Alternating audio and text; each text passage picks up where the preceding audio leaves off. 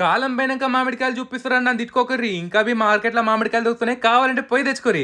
ఎందుకంటే గియాల మా అమ్మమ్మ రెసిపీ చూపిస్తుంది. గదే మామిడికాయ రసం మస్తు టేస్ట్ ఉంటది.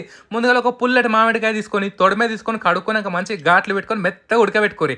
ఇది ఉడికేలోపు మిగతా తతంగం చూపిస్తా పాండ్రి. ఇయాలైతే మనం ట్రిక్ మసాలా వాడుతున్నాం. గిలతాన రసము, sambar, veg biryani, veg rice, chicken, mutton అనుకుంటా మస్తు రకాల వెరైటీలు ఉన్నాయి మసాలాలు.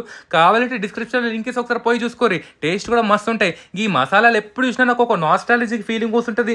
చిన్నప్పుడు ఎండాకాలం తాతయ్యలకు మా అమ్మతో మా అమ్మ వాళ్ళ ఇంటికి పోతుండే కదా, 2 డబ్బాలు కంపల్సరీ తెచ్చుకుంటుండే మా అమ్మ. గదే సాంబార్ పౌడర్, రసం పౌడర్ అన్నట్టు. ఇక గియాలైతే మనం ట్రిక్ మసాలా వాడుతున్నాం. మంచిగా మామిడికాయ ఉడిపోయినాక పొట్టు తీసుకొని మంచిగా మెతుక్కొనిరి.